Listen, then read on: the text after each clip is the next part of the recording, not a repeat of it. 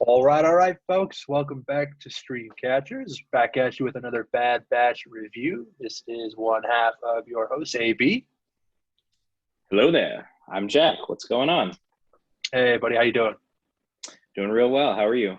Pretty good, man. Pretty good. We're coming in hot on the end of Bad Batch. We finished up episode 14 this week. I must have 14 this week. Or Mantle. God, please don't take us back to 4.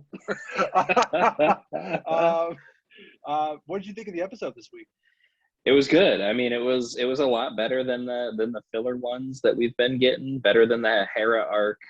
Better than Sid's mission last week. This one was pretty exciting.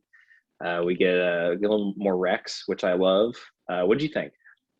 I liked it a lot. Yeah, we were kind of talking right before we hit record that we both felt this was going to be a filler episode, and I said that right before I was about to watch it, I was like, I don't want to watch this episode. And then, as it opened up, just that first shot, we'll talk about it, but it looked like it was going to be more than just a filler episode. And then you get Rex, and that's exciting. And then it sounds like it's going to be just another extraction mission. And then I was like, oh my God. And then you see the Empire. So it was like a roller coaster of like, yay, no. So it was, but it was a good episode. I really enjoyed it. I think it definitely set up the last couple episodes we'll have in the season, and looking forward to talking about it. So Yeah, same here. All right. Well, just real quick, again, we assume you have seen this episode if you're listening. If you haven't, check it out and then give us a playback and hear our thoughts. But just for a quick recap, the episode starts out with a clone trooper sort of on the run, gets caught by the Empire, flashes over to the Havoc Marauder with our trusty heroes, the Bad Batch. They get a distress signal from Captain Rex. So it's good to see him again. Rexcellent appearance. You would. I could do this all day. He basically says that this commando Gregor has been captured, and that he needs the Batch's help to extract him. After they sort of mull it over, they decide they're going to go help him out. So they arrive on planet Daro to pick up Gregor. Hunter, Echo, and Tech split up from Wrecker and Omega. Wrecker and Omega go back to the ship. 3 guys go to get Gregor. They do. They just about complete the mission when Hunter gets captured by the Empire, and then everyone else gets away. While all that's going on, quite a bit happened in this episode. While all that's going on, we also have a shot on Camino with Lama Su and Nala Se, and they have mentioned that the contracts for the clones are up and the Empire won't need them anymore. They fear that the Empire will not allow them to continue living on, and so they plan an escape. Right before the episode ends, we see the Prime Minister is arrested for treason. They let Nala Se stick around because she has a scientist. So a lot of meat on the bone here. What do you want to talk about first, Jack? Where should we start? Let's talk a little bit about Gregor. About Gregor, okay, yeah. I didn't know. Okay, so I'm in season 2 of Rebels right now. I'm watching it at a snail's pace, unfortunately. But Gregor's in the episode with the clones early on in the season, and I didn't recognize him from Clone Wars. Do you remember if he was in Clone Wars? I did not, and I didn't even realize he was in Rebels. It's been so long since I've watched Rebels. So yeah. He I thought he was just a new guy. he's got a very recognizable voice. If you went back and watched the I think it's either 2 or 3-parter in Rebels, you could definitely pick out his voice. Yeah, that was one of the things I picked up on, not even knowing about him being in Clone Wars or Rebels, but he sounds different from literally the rest of the clones. Yeah, he's a little crazy. He's got to screw loose, and I like it. Makes him kind of a curveball fighter. Yeah, I think he's the one that really broke the news that the Empire's doing away with clones to the Batch, right? So that's I think we both had sort of speculated that was going to be the case in this show, this season.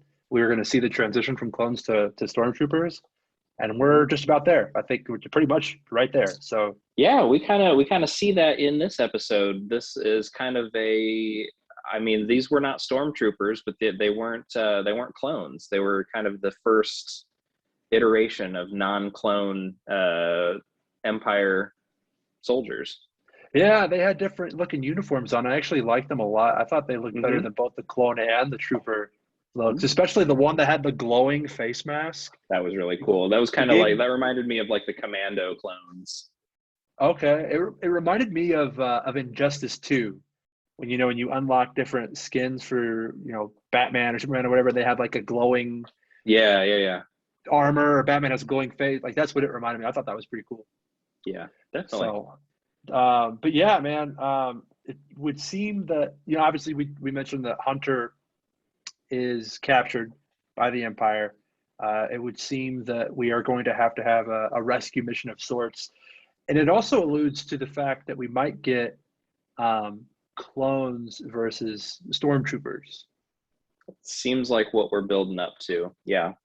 If you remember the episode where the second part of the Hera arc, there were a lot With of clones Hauser. that ended. Yeah, Hauser and a lot of other clones. They had surrendered and they were in prison. So I wonder if maybe they'll get freed, rendezvous with Rex, and that's and they roll up 10 deep. Trying to get Hunter out. I mean, if they're being kept the same place that Hunter is, I would imagine when the batch springs Hunter, they're gonna spring them as well. Well, I didn't. So is Hunter with them? They didn't really allude to that. I don't know. The way that they showed it, it looked like the same cell. I mean, it kind of looks like the same cell every time they show like an Imperial cell. But I mean, it looked exactly like the one that they freed Gregor from earlier in the episode, which was on this. What was the name of the planet? I've forgotten it already. Planet Daro. Daro. Okay. Daro, So yeah. I don't know. I mean, so with the end, at the very end of the episode, when Crosshairs comes and kind of taunts Hunter in his cell, I'm wondering if he's going to take him back to Camino, which would be a lot harder to get him out of there. Ooh, that would be fun. I'm wondering if maybe he's gonna keep him there, knowing that the batch is gonna want to come and rescue him, because that was what he said to Hunter at the end was, "I wanted everybody, but I'll settle for you." Yeah. You would obviously, Omega was very distraught that Hunter was captured, and you would imagine that she will try to lead a charge to go rescue him. So I'm wondering if Crosshair then thinks, if I keep him here, the rest will come, we can get them, and we can put this behind us. Yeah, Hunter's definitely bait. For sure. I mean, it really has me speculating and excited to see how this show is going to finish and what sort of an ending we're heading towards. Yeah. It's just, we talked about it. There's been some highs and lows, and there's been quite a bit of filler between the highest point of the season, the peak, I would say, the Cad Bane episodes. A lot of filler between then and now, where for weeks I was like, I'm not enjoying this. I'm ready for this to be over with. I'm still ready for it to be over with, but I'm at the point finally again where I'm excited to see what's going to happen to the characters. Yeah, I would agree with that. I think we're going to get a strong finish, and I think that they're setting it up pretty nicely for that. I agree. What do you make of Nala Se? Do you think she plays a role here?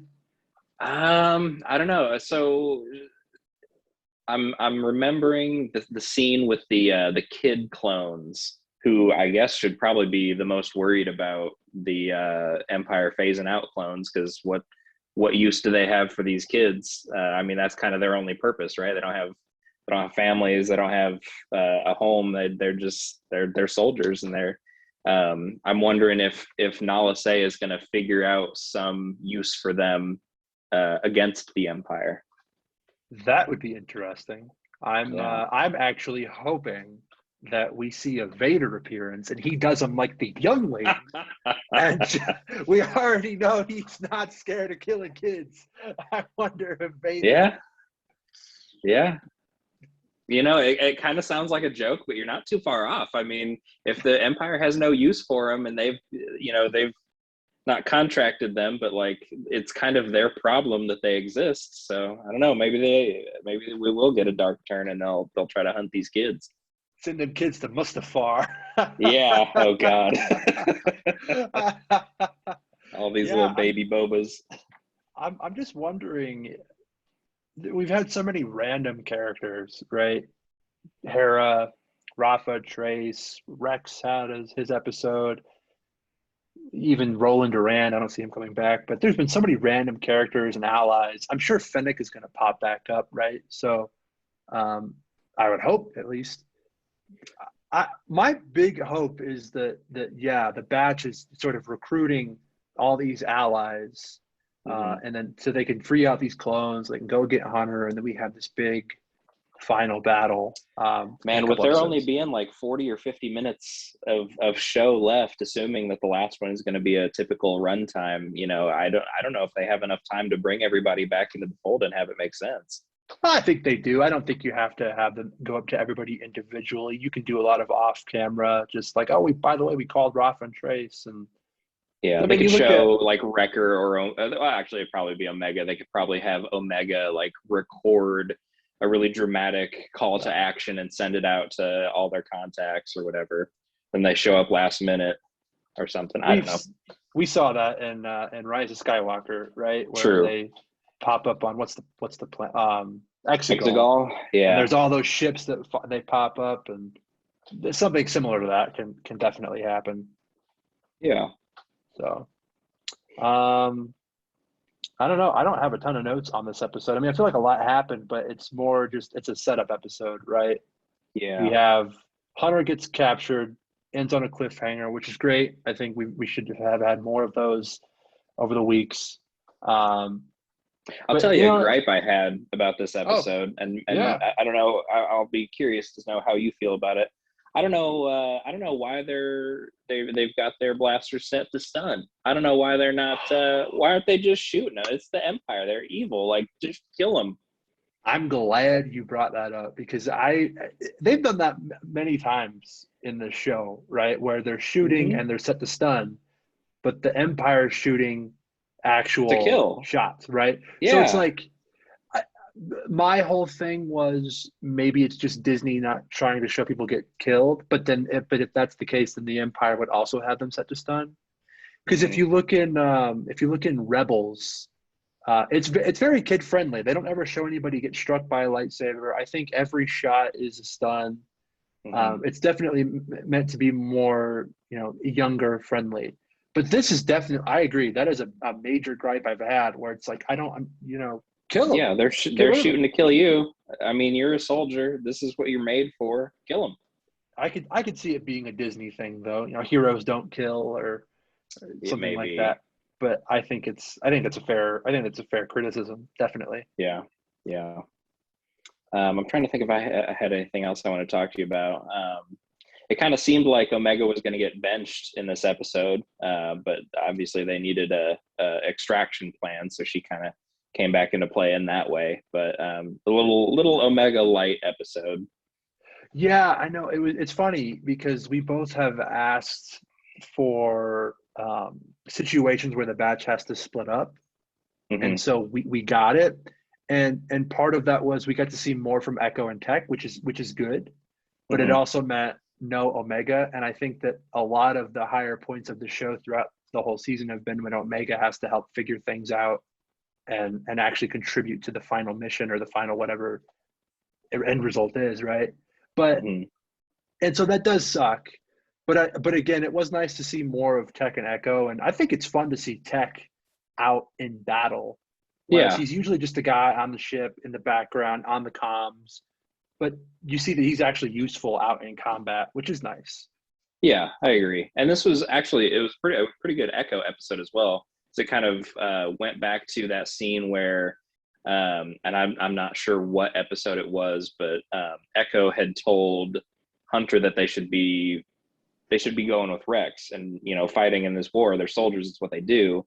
Yeah, And then Rex was all about, or not Rex, Hunter was all about hiding Omega and keeping everybody safe.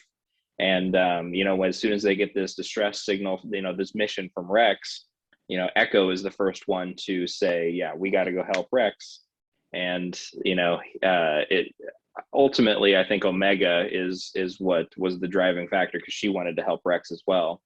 But yeah, I mean, it was kind of nice to see Echo and Hunter not really at odds. Well, I mean, at odds, yeah, not violently at odds, but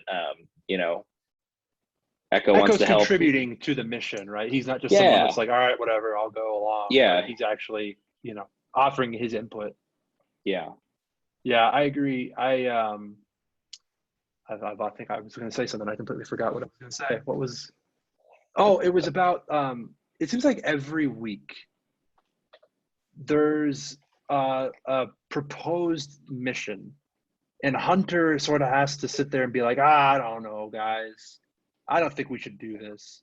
And then Omega eventually gets to him and says, no, we gotta do this. And that was again the case here, but of course Echo helped chime in there, which was nice. But it's like that was another thing when the episode started where I was like, oh great, another extraction mission, another episode where Hunter is like, I don't want to do this, but Omega convinces him. And so it was like, you're setting me up to just be angry, or not angry, to be miffed, annoyed, peeved a little bit. And but no, it almost I don't want to say it makes me glad that we had the filler, because this was like a nice change of pace where it's like, you almost had me, you almost got me, and then they ended up giving us a pretty strong episode. So I think it helps too that it brought the Kaminoans back into the fold, because I do care about the greater picture of the Empire and how the Kaminoans are going to be affected, how the existing clones are going to be affected. And I feel like they go, this show goes weeks without even really expressing that that's part of it, and I think that it's ultimately, I think it's going to be, one of the main points of the show. Right. How cool would it be if maybe not the final battle, but a major battle over the next couple episodes happens on Camino with that rainy background, or even in the halls, right, with the bright white. And those are good settings for fights. I was gonna say, it's such a cool setting. It's so aesthetically pleasing, if you shall. Great spot. I was happy to see it pop back up, and man. I mean, I think that's been my biggest gripe on this show is they have so many things that I am interested in, right? The Omega's growth, the conflict with Crosshair, the Kaminoans, so much, right? That like Cad Bane, bounty hunters, yeah. There's so much that like they throw in there that I'm interested in, and then they spend so much time between all of that on things like Sid or the political people on Raxus, or all these stuff that I get that you need to have something to show off the batch and show off their teamwork and help each individual character grow. I just feel like you could have done that while also still adding in the conflict and all these other cool moving parts that we've been introduced to. Right, which is why the Cad Bane and the Fennec episodes were so good, is because those episodes had both aspects to it.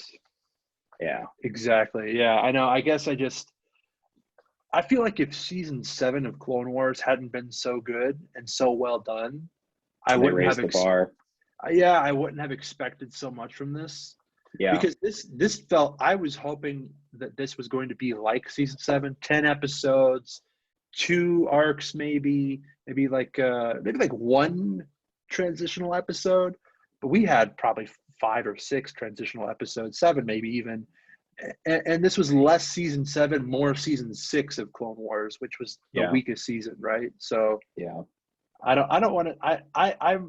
I have enjoyed this show, and we'll definitely, there's still a few episodes left, so we'll save final thoughts and all that for episode 16 here in a couple weeks. But for sure, I have been a little let down on this, just the way we watched it and the way that we had to consume it. I don't think that this was made for that. Yep, that's kind of what it is. So yep. Well, still optimistic. I'm still optimistic about the end of the season, and I'm excited.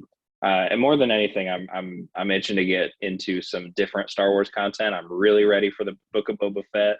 I know it's a little ways off, but yeah, I'm very excited for that side of things.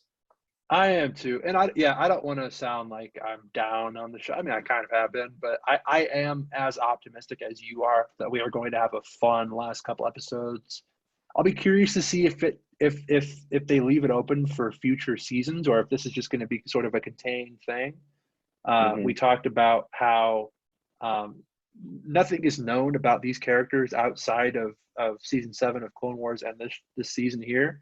I mean, none of these characters were in Rebels at all. We haven't seen anybody pop up in any other property, whether it be the original trilogy, the sequel trilogy, Mandalorian, any of those things, right? So I'll be really curious to see if they leave this open to continue on. And if they do, I hope that they learn from the mistakes they did on this season. Yeah, for sure. But like you, I'm optimistic, and I'm a little ready for it to be wrapped up because I'm just more on to the next sort of thing, right? Yeah. I'm ready to watch Book of Boba Fett, and what is it, December I think is when it comes out. Plus, we have Mando season 3. We'll have Ahsoka. We'll have Obi-Wan. There's a lot of Star Wars content coming next year that will really be fun to bite our teeth into. Plus all the Marvel stuff that we have coming up too. So I'm ready. With so many shows that are taking place post Empire era, I'm wondering if the show's reason is to create Omega, to give a backstory for Omega and have her pop into Ahsoka and be a main character in Ahsoka, or be a main character in Book of Boba Fett or something. I think I brought that up. I mean, I think that that's ambitious to think that this show's sole purpose was to present Omega and develop her. I really think this show by itself was just a thing to make for a certain audience. Kind of an isolated experiment. I think sometimes the show is just, hey, we have an idea, here it is, right? Like I don't want to be too conditioned by what Marvel does, where they have all these moving parts and it's a greater picture. I don't think that's what this is at all. I think this was just like a show. But I do think we could see Omega in Book of Boba Fett. I think I said that way back several episodes ago. Yep. Yeah, I think it's maybe the way that Mandalorian is written that's made me think that way. Yeah. But I think is Book of Boba Fett, is that going to be Favreau? You know what? I don't know off the top of my head. I'm gonna look it up real quick. All right. I'm sure it's he's not super important, but yeah, I mean he's the king of both right now, right? He's the king of not the king of Marvel, but I think one of my favorite secondary characters in any Marvel thing is Happy Hogan. So I don't know. He did so much good work with the Iron Man movies, and he's done so much good work with Mandalorian that I consider him the king of both worlds right now. I think he really only directed the first 2 Iron Man movies, but I don't think he's done any producing or directing for anything else in Marvel. But he's definitely heavily involved in the Star Wars stuff, at least the live action stuff on Disney Plus. Right. And he is an executive producer on Book of Boba Fett along with Dave Filoni. So perfect. Oh man, that's I would be willing to bet Omega is going to pop up in Book of Boba Fett then. If she does, I'm going to pat myself on the back with both arms, for sure. I called that shit weeks ago. Yeah, we'll see, because it's Favreau and Filoni. I don't think it has a release date yet that I've seen, but I think it was supposed to be December. Yeah, it's December about time for a trailer. We keep talking about the Spider-Man trailer. We need a Book of Boba Fett trailer too. I don't think that's going to come until November. I mean, I don't think they've done these Disney Plus trailers more than a month in advance. Really? Okay. I don't think so. I'm pretty sure that like Falcon Winter Soldier and WandaVision was both a month before they came out. Okay. Maybe. But I think low-key came out around the Super Bowl. So, I mean, that was a long time. Yeah. They're very inconsistent. It's hard to tell. Yeah, because I feel like Shang-Chi came out, April, and that's coming out in September. So, there's like a 5-month gap. But I'm pretty sure like Endgame was maybe 2 months before it came out. Infinity War about the same, 3 months before it came out. So yeah. Well, with Endgame, they were trying to be real hush hush about everything that happened in Endgame. They wanted to keep every scene under wraps with that one for obvious reasons. Sure. I don't know if Book of Boba Fett's even wrapped production or what's going on with it, but Probably not. no, it wrapped on June 8th. So It did? Okay. yeah, so it's wrapped, and yeah, I'm sure we'll see a trailer. It's August now, so September, October. Getting close. So I'm looking forward to it though. We know that it's going to have Boba and Fennec Shand, and Yeah. I'm like, obviously we know what Boba's going to be wild if he wasn't, but Yeah. I'm excited for it though. It'll be a fun one to watch. Yeah. All right, folks. I think that's all we got on Bad Batch episode 14. So appreciate you guys sticking around as long as you did, if you did.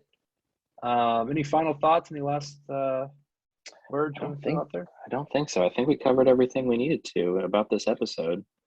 Good episode, more along the lines of what we should have been getting all along since the Cad Bane episodes, but I'll take it, I suppose, and I'm sure they're going to end us on a banger these last 2 weeks. So, hell yeah!